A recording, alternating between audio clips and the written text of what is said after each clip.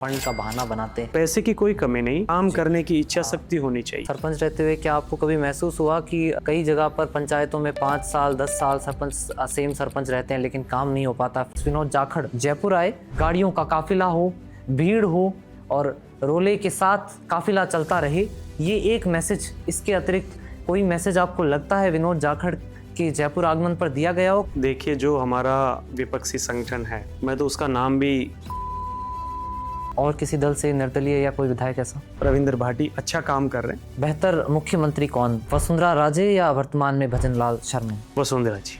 भविष्य में मुख्यमंत्री किसे देखना चाहते हैं, सचिन पायलट जी के अलावा, अगर कांग्रेस कोई रुख करती है तो? हमारे राजस्थान के युवाओं के दिल में सचिन पायलट जी है। राहुल गांधी जी बहुत सुलझे हुए नेता हैं, बहुत पढ़े लिखे। हाँ, ये ज़रूर है कि बीजेपी की जो IT सेल है, उन्होंने उनके जो स्पीच थे उसको तोड़ मरोड़ के इस प्रकार से पेश किया, लोगों के सामने छवि अलग बनाने की कोशिश की।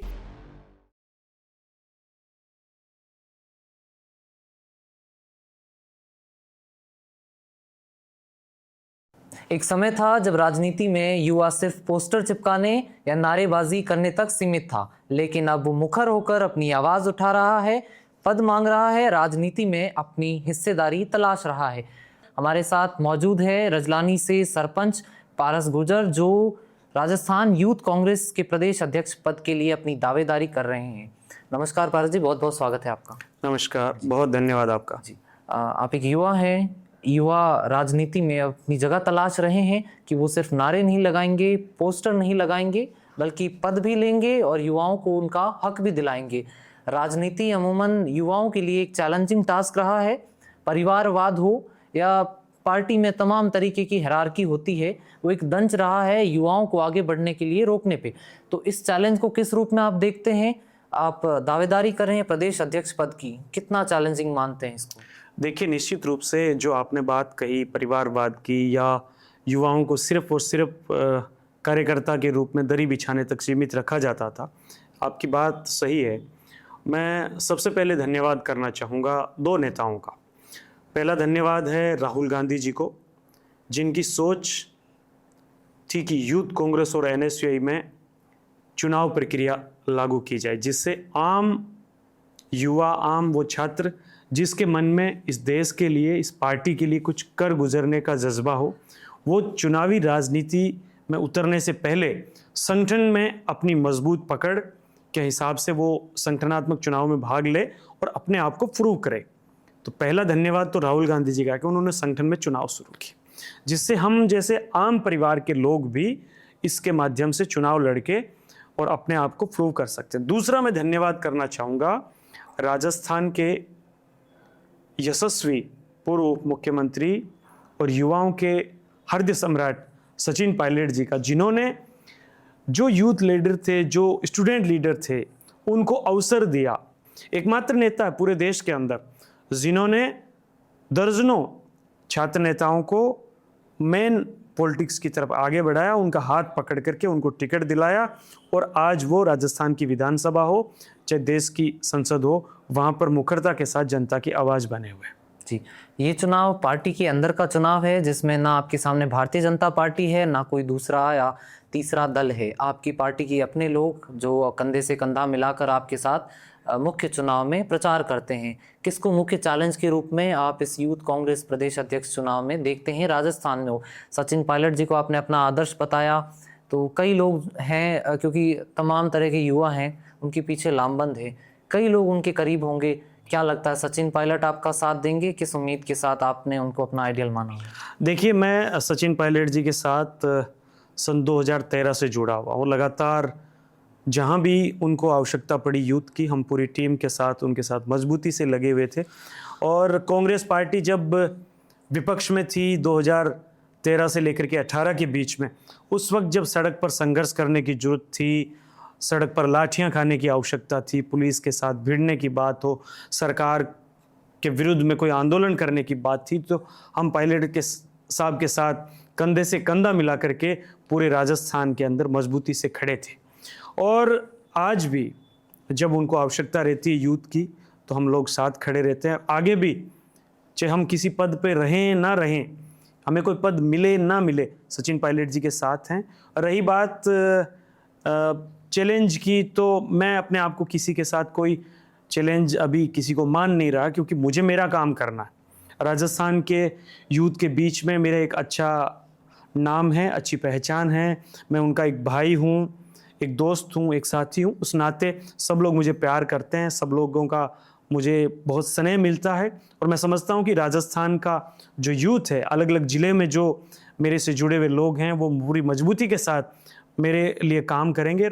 इस चुनाव को हम बड़ी मजबूती से लड़ेंगे और जीतेंगे भी। आप प्रदेश अध्यक्ष का चुनाव लड़ रहे हैं, अपनी दावेदारी, अपनी मेहनत, तमाम बातें आपने कही, लेकिन हर चुनाव में लोगों का हो या चाहे आपकी पार्टी का चुनाव हो, मतदान करने वाले लोगों के प्रश्न होते हैं।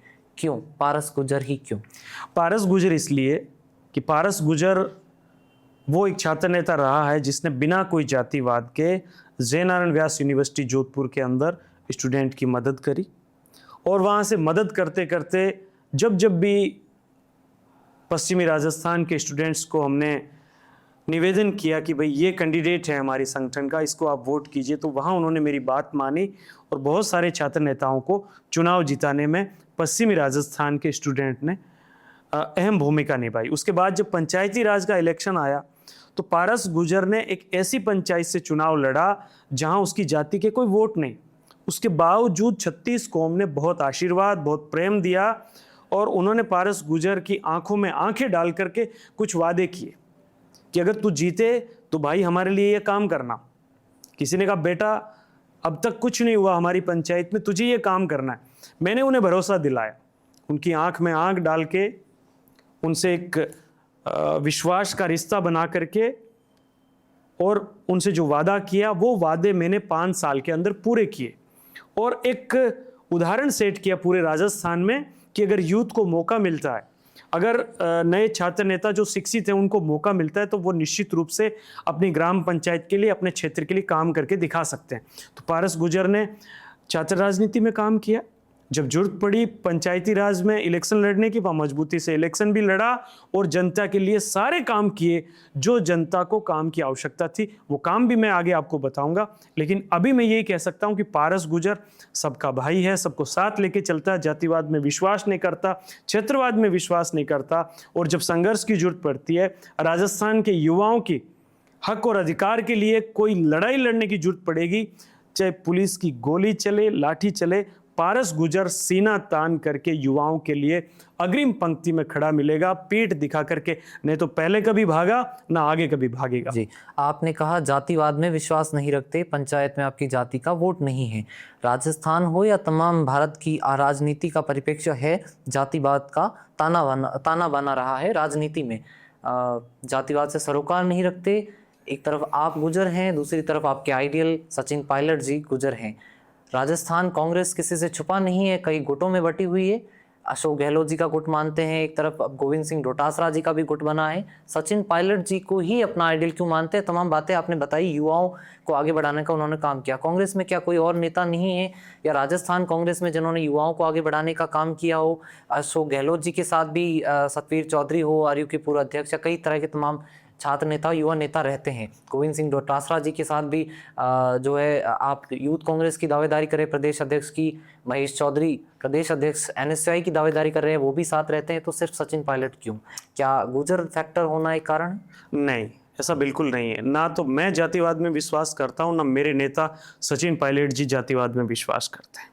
उन्होंने तमाम जातियों का, 36 कौम के जो छात्र नेता थे, जो युवा नेता थे, जिन्होंने टिकट मांगा, सचिन पायलट जी ने न केवल उनको टिकट दिलाने में मदद करी बल्कि उनके लिए जी जान लगा करके प्रचार भी किया। रही बात कि सचिन पायलट जी ही क्यों? सचिन पायलट जी इसलिए कि वो विजनरी लीडर हैं, वो युवा हैं, वो चार्मिंग फेस हैं, वो इस प्रकार की सोच रखते हैं कि राजस्थान का विकास कैसे हो।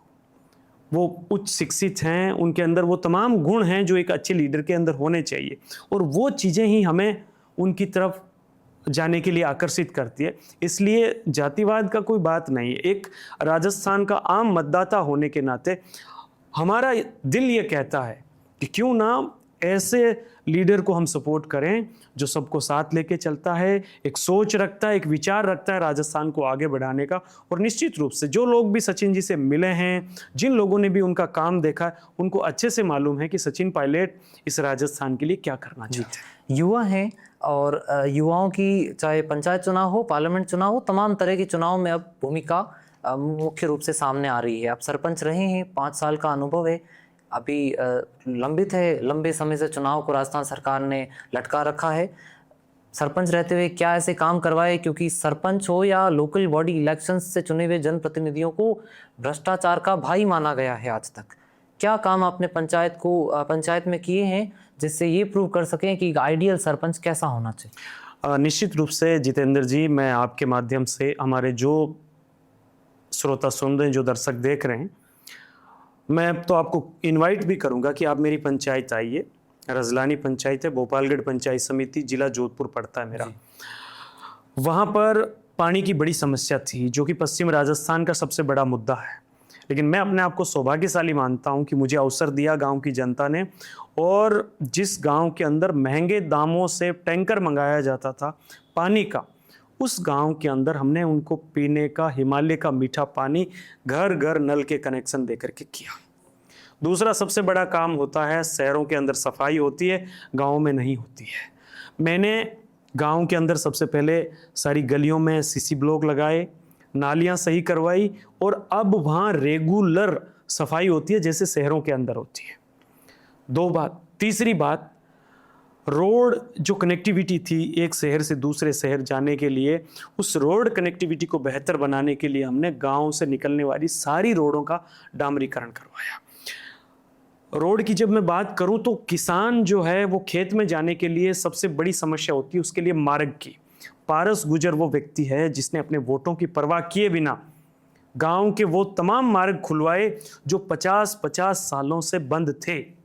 बिना किसी लाग लपाट के मैंने वो मार्ग तमाम रेवेन्यू में रिकॉर्ड में लेकर के उनको खुलवाने का काम किया, उन पे ग्रेवल डलवाई, और जो डामरीकरण रोडों पे हो सकता था उनका डामरीकरण करवाया। सचिन पायलट जी पीडब्ल्यूडी के मंत्री थे, मैं उनके पास गया और एक जो हमारे गांव से रोड निकलती है उसको स्टेट हाईवे भी करवाया। आज वो डबल रोड बन गई है, लोगों की ज़मीनों के भाव बढ़ गए हैं, लोगों को नए रोजगार मिल गया। शिक्षा पे सबसे ज़्यादा मैंने जोर दिया जितेंद्र जी। एजुकेशन के मामले में मेरी ग्राम पंचायत बहुत नीचे थी। विज्ञान संकाय खुलवाया, स्कूलों को क्रमोन्नत करवाया, बोर्ड के परीक्षा सेंटर वहाँ स्थापित कराए, स्कूल के अंदर एनसीसी लागू करवाई, बच्चों के खेलने के लिए खेल मैदान तैयार करवाया, और तो और करीब करीब 1 करोड़ रुपए के काम मैंने गांव के सरकारी स्कूल में करवाया। आज मेरे गांव की स्कूल सरकारी इस तरह की है कि शहर के जैसे कोई बड़ा प्राइवेट स्कूल हो उस प्रकार का माहौल, उस प्रकार की शिक्षा की व्यवस्था हमने वहाँ करी है। डिजिटल लाइब्रेरी बनाई है, ये सारी चीज़ें मैंने वहाँ करी है। चिकित्सा की बात करूँ, पशु हॉस्पिटल अलग से खुलवाया, और पीएससी जो पब्लिक हेल्थ सेंटर होता है वो अलग से खुलवाया। लोगों के रहने के लिए ज़मीन नहीं थी, सरकारी ज़मीन पे बस गए थे, उन लोगों को ये खतरा था कि भाई कभी भी सरकार आकर के हमें यहाँ से बेदखल कर सकती है। बहुत सारे उदाहरण हैं।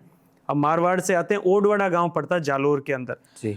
बरसों से बसे हुए 400 घरों को वहां से जब बेदखल किया गया तो पारस गुजर का दिल पसीजा, और पारस गुजर ने सबसे पहले ये काम किया कि जो लोग सरकारी ज़मीन पे बसे हुए हैं उनका आबादी विस्तार करके उनको पट्टे देने का काम किया, और मैंने एक साथ एक दिन में 500 पट्टे दिए, पूरे जिले में टॉप पे रहा जी। ये सारे काम पारस गुजर ने किए, इसीलिए आज रजलानी आदर्श पंचायत है। और मैं अगर काम गिनाना शुरू करूं आपको, यहाँ इतने सारे काम करवाए हैं कि हो सकता है कि सुबह से शाम हो जाए, लेकिन काम की गिनती कम नहीं होगी। हम उस पर फिर कभी और विस्तार से चर्चा करेंगे। एक लोगों में संदेह रहता है और जानकारी का अभाव भी रहता है कि एमपी लेड फंड हो या एमएलए लेड फंड हो, वो 5 करोड़ सालाना होता है, ये सबको क्रिस्टल क्लियर है। लेकिन सरपंच का कितना फंड होता है जिसको, और किस तरीके से उसको वो अलॉट होता है, कैसे उसको यूज करना होता है, सालाना कितना बजट मिलता है एक सरपंच? देखिए, सालाना बजट की सीमा वो ग्राम पंचायत की जनसंख्या पे डिपेंड करती है।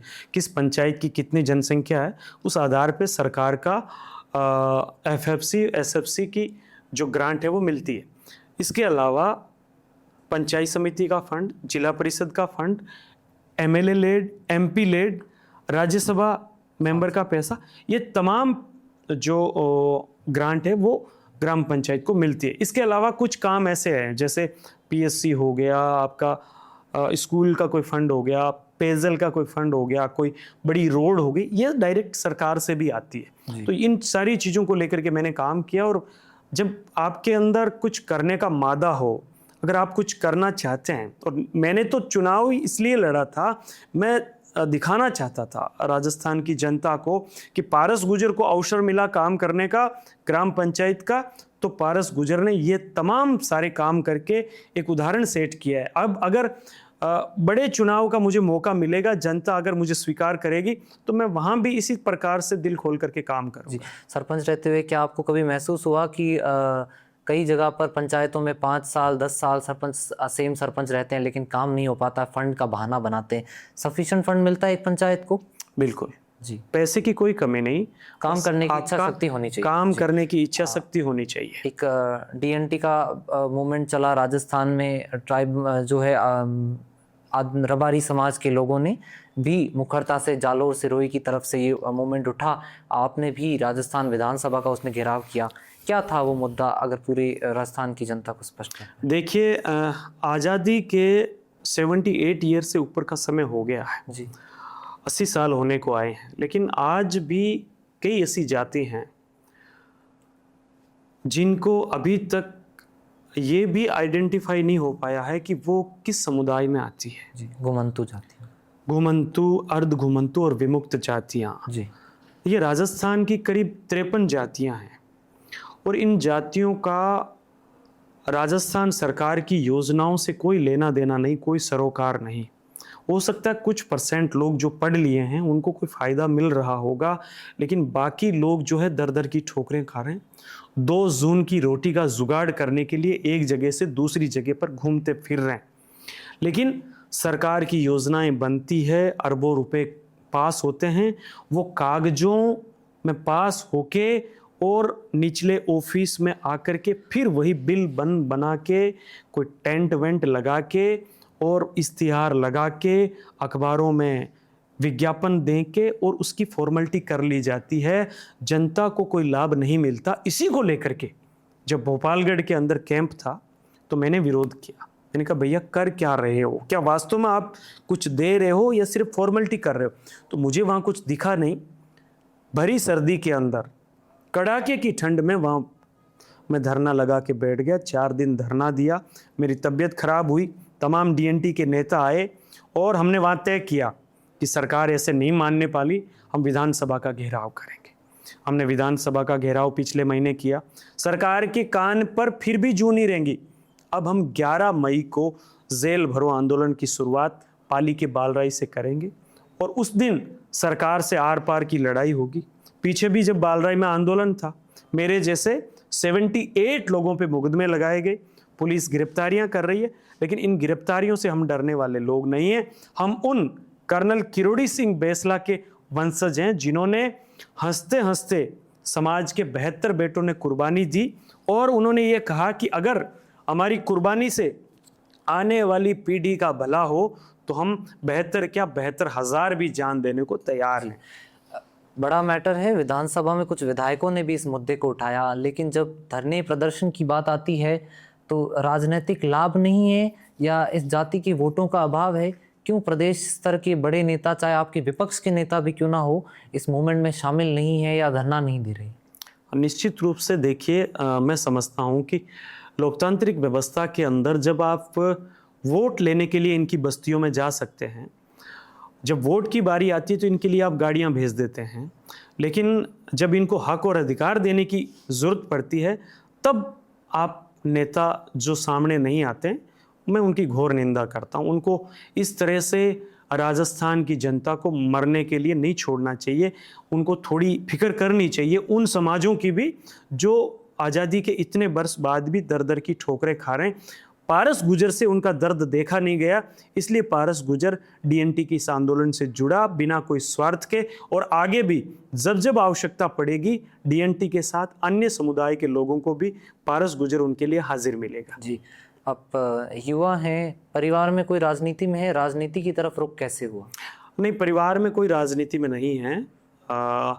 फादर साहब भी सर्विस करते हैं, भाई भी सर्विस करता है और दादाजी किसान रहे हैं और किसान परिवार से आता हूँ। मैं जब यूनिवर्सिटी में गया एडमिशन लेने के लिए तो वहाँ देखा कि हमारे जो गाँव से बच्चे आते हैं महानगर के अंदर, उनको वहाँ बड़ी दिक्कतें आती थी कॉलेज में एडमिशन से लेकर के रिजल्ट्स और तमाम चीज़ों को लेकर के। कैंपस में जो अव्यवस्थाएं थी उसको देख करके मैंने NSUI की मेंबरशिप ली और लगातार संघर्ष करते हुए छात्र संघ का चुनाव भी लड़ा, संगठन में अलग अलग पदों पर काम भी किया और आज एक मैं ये कह सकता हूँ कि वहाँ से जो अनुभव ग्रहण किया उसका मुझे फ़ायदा पंचायती राज मिला और पंचायती राज में जो अनुभव मिला वो मैं राजस्थान के यूथ के लिए काम करके और अपनी तरफ से दिखाना चाहता हूँ। जी, बहुत अच्छी बात है, आपने अपनी पंचायत के लिए काम किया।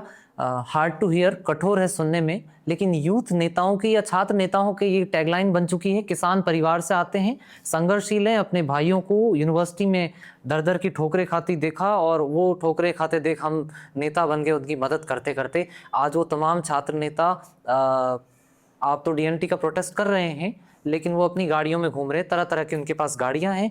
कल आपके NSUI के नवनिर्वाचित प्रदेश अध्यक्ष विनोद जाखड़ जयपुर आए और एक उम्मीद के साथ उनको राष्ट्रीय अध्यक्ष बनाया गया राजस्थान से कि दलितों की आवाज़ है, छात्र नेता है, छात्र राजनीति से निकले हैं, मैसेज दिया जाएगा। लेकिन मैसेज वही जो ताना बना हुआ है छात्र नेताओं का या यूथ कांग्रेस हो या NSUI के नेताओं का, गाड़ियों का काफिला हो, भीड़ हो और रोले के साथ काफिला चलता रहे, ये एक मैसेज। इसके अतिरिक्त कोई मैसेज आपको लगता है विनोद जाखड़ के जयपुर आगमन पर दिया गया हो? क्योंकि इसके इतर जब आपका सामने का संगठन है भारतीय जनता पार्टी, उसका कार्यशैली पर मैं बात नहीं करूंगा, लेकिन उनका ताना बाना हमेशा से साधारण तरीके से संगठनात्मक रहा है।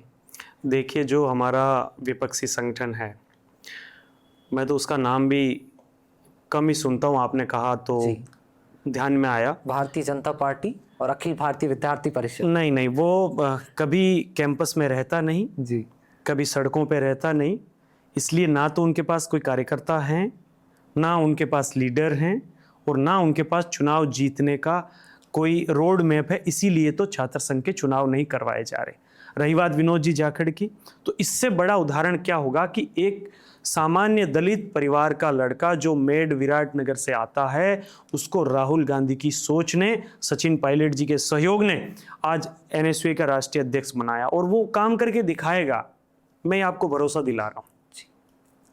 तो ये जो काफिला और गाड़ियां हैं, कब तक हमारे प्रदेश का या देश का यूथ इससे इतर हटके जेन्युइन लोगों के मुद्दों पर बात करना शुरू करेगा, जैसे आप कर रहे हैं? आपको नहीं लगता ऐसा होना चाहिए? एक पॉजिटिव मैसेजिंग होगा। ये एक चैलेंज के रूप में नहीं देख रहे कि जहाँ जहाँ NSUI आज देश में जहाँ चुनाव हो रहे हैं वहाँ हार रही है, तो क्या ये एक कारण नहीं हो सकता? कहाँ हार रही है NSUI? अभी पटना का इलेक्शन नहीं देखा आपने? जी, तेलंगाना में चुनाव में हारी भी है। पटना इलेक्शन के अंदर भारी बहुमत से NSUI के अध्यक्ष और महासचिव जीते हैं और राजस्थान में अभी चुनाव करा लो, सारी यूनिवर्सिटी के अंदर हम मजबूती से जीतेंगे। पंजाब में जहाँ भारतीय जनता पार्टी का अखिल भारतीय विद्यार्थी परिषद कभी नहीं जीत पाया, वहाँ लगातार 3 साल से NSUI का सूखा देख रहे हैं जीत के लिए, तो इसका क्या कारण? देखिए, कुछ कमियां रहती है और जो भी रहा उसको सुधार करने की कोशिश करेंगे और निश्चित रूप से NSUI मजबूत है और संगठनात्मक रूप से अभी नए अध्यक्ष बने हैं, प्रदेश अध्यक्ष भी नए बनेंगे, तो मिलजुल करके सब लोग काम करेंगे और NSUI कम बैक करेगी। जी, आप यूथ का चुनाव लड़ रहे हैं, ये एक पॉलिटिकल स्टेप है आगे बढ़ने का या लोगों युवाओं के लिए एक विशेष सोच रखते हैं आप? क्या सोच के साथ आप ये चुनाव लड़ रहे हैं? देखिए, मैं निश्चित रूप से राजस्थान के यूथ के लिए कुछ करना चाहता हूँ और मेरे मन में एक भाव है कि जब जब मुझे मौका मिला काम करने का जिस स्थिति में, वहाँ मैंने अपने आप को प्रूव किया है और मैं आज आपके माध्यम से ऑन कैमरा कह रहा हूँ, अगर मुझे राजस्थान की यूथ मौका देती है तो मैं राजस्थान की सरकार के विरुद्ध वो बिगुल खड़ा करूँगा पूरे प्रदेश के अंदर कि उनको युवाओं की बात सुननी पड़ेगी, उनको छात्रों की बात सुननी पड़ेगी। और आज राजस्थान के अंदर बेरोजगारी सबसे बड़ा मुद्दा है, नशाखोरी सबसे बड़ा मुद्दा है, किसानों के हित की कोई बात नहीं की जा रही, मजदूर दर दर की ठोकरें खा रहे और ये जो सारी चीज़ें, इनको लेकर के हम राजस्थान की विधानसभा को भी घेरेंगे और तमाम जिला मुख्यालयों में भी बड़ा आंदोलन करेंगे। राजस्थान के अंदर यूथ की आवाज़ बनने का काम पारस गुर्जर करेगा। और मैं आपको कह सकता हूँ कि अगर मुझे अवसर मिला तो मैं इस तरह का जलजला पैदा करूंगा यूथ कांग्रेस का कि 2028 के अंदर कांग्रेस पार्टी की सरकार हम राजस्थान में बनाएंगे। 2029 में केंद्र में हमारी यूपीए की और कांग्रेस की गवर्नमेंट बनेगी। इसके लिए पूरा रोड मैप बना करके काम करें। शुभकामनाएं आपको आपकी यूथ कांग्रेस के चुनाव के लिए। और इंटरव्यू खत्म करने से पहले कुछ रैपिड फायर, क्योंकि आप यूथ हैं तो फेवरेट चीजें होती है सभी लोगों की कुछ ना कुछ। फेवरेट विधायक राजस्थान के 200 विधायकों में से? सचिन पायलट। भारतीय जनता पार्टी में से कोई? भारतीय जनता पार्टी में विधायक कोई मुझे इस तरह से काम करता हुआ दिखा नहीं जिसका मैं नाम लूं।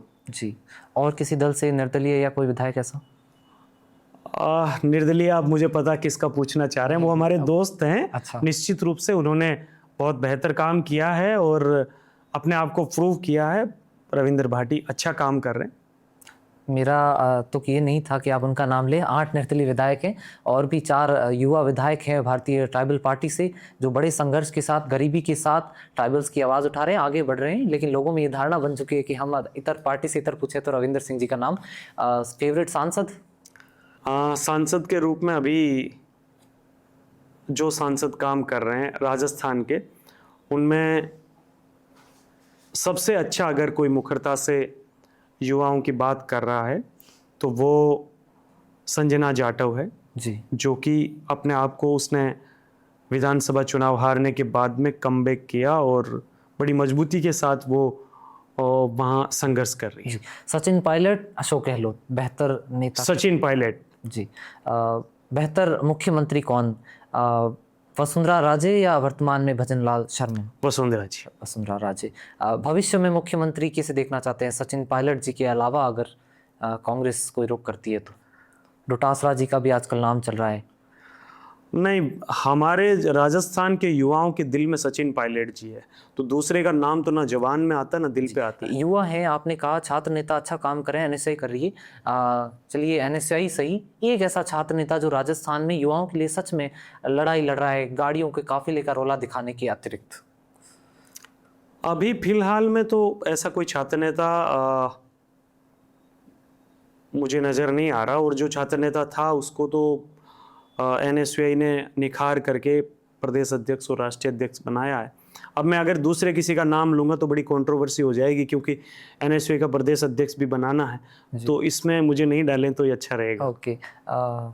एक आइडियल लीडर सचिन पायलट के अलावा नेशनल पॉलिटिक्स हो या हमारी इतिहास में इतने सारे नेता रहे हैं? हाँ, इतिहास में नेता रहे। मैं उनमें अगर बात करूँ पुराने नेताओं में, तो जो राजीव गांधी जी की जो सोच थी टेक्नोलॉजी की जी, वो बहुत प्रभावित करती है, और उस समय में उन्होंने जो सोचा, आज उन चीज़ों की आवश्यकता हमें पड़ रही है।